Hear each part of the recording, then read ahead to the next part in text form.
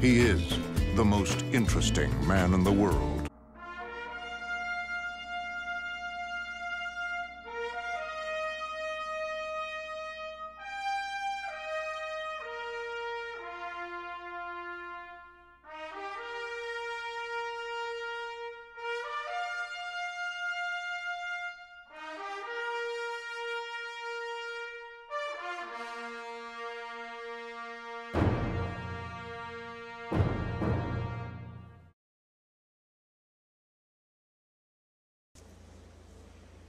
You know him as a man of immeasurable accomplishment, a titan of commerce, a master of his domain. He is a friend and confidant to kings, princes, and captains of industry. However, what few know is that his is the classic American story of one who rises from humble beginnings. He was born into the rural squalor of the Appalachian Mountains. With the abrupt end of Prohibition, his father was no longer able to make a living in the family business. Starving and threadbare, the family made their way north, their sojourn ending in Brookline, Massachusetts. Having chosen this as their new home, they immediately assumed the identity of Jewish immigrants. Ronald's father eked out a living peddling dirty rags and gefilte fish, minus the actual fish. The family attempted to live on whatever they could find, but were foiled by the fact that in an age before Reformed congregations had established themselves in America, roadkill was not yet considered kosher. They subsisted, therefore, on tree leaves and grass. For young Ronald, asking for an extra portion of spruce leaf stew was never undertaken lightly. Fortunately, on rare occasions, the family was able to supplement their diet by scavenging expired canned goods from the trash barrels of wealthy Bostonians. Sadly, but for the greater good of the family, Ronald was apprenticed to a coffin maker at the age of 10. He was given table scraps for sweeping up shavings to his master's satisfaction, such satisfaction being very rare. The penalty for inadequate sweeping was a severe beating. However, Providence intervened when at age 12 he was kidnapped by a roving band of real estate developers. They raised him as one of their own, and the rest, as we all know, is history.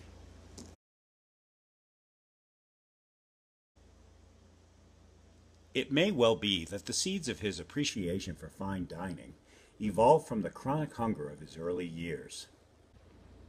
Today, he is well known in culinary circles as a consummate gourmand. So great is his devotion to the very best experiences of dining that he has spearheaded a community effort to reduce the availability of lower quality meals. Not only is he a lover of sublime tastes, but he also cares passionately about the innovation and creativity in the visual experience of delicately prepared food. A meal, he has said, should be a feast for the eyes as well as the palate. In my opinion, it's all about presentation. He adds, I only wish I could share the many wonderful experiences in dining with my many friends.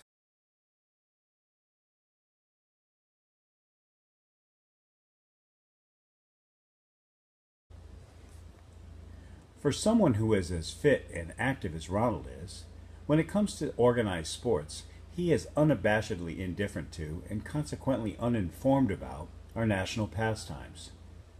He couldn't be less interested in how many touchdowns are scored by the Red Sox or how many home runs Tom Brady can hit. And yet, there are these pockets of lost time. He says he's off to the Christian Science reading room, or on another occasion, he explains he's going for a long contemplative walk around Walden Pond.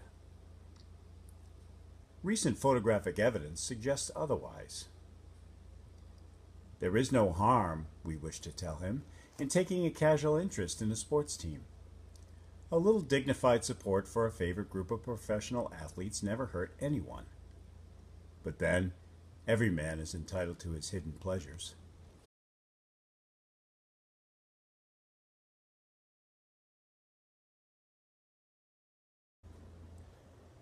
Ronald prefers to watch movies by himself and clearly cherishes his time in his private screening room. Perhaps he fears that his tastes in film are too esoteric for others. Fellini, Kurosawa, Bergman, Capra, and Wells. Consider his early years. How else could this urbane man have mastered the nuances of social refinement had he not immersed himself in the artistic visions of the great auteurs?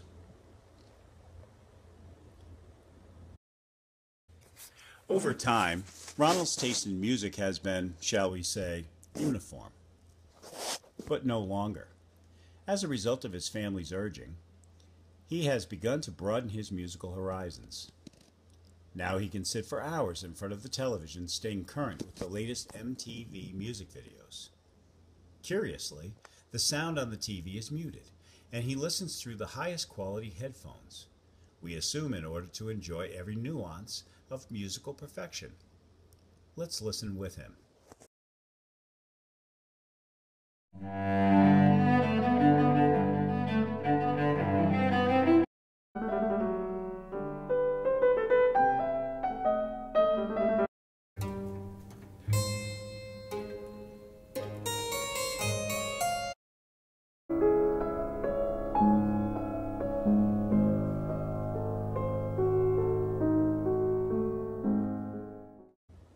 And so, we toast this complex, gifted person. He is a man among men, a shining beacon of hope to a world burdened by mediocrity and cultural malaise. He is, indeed, the most interesting man in the world.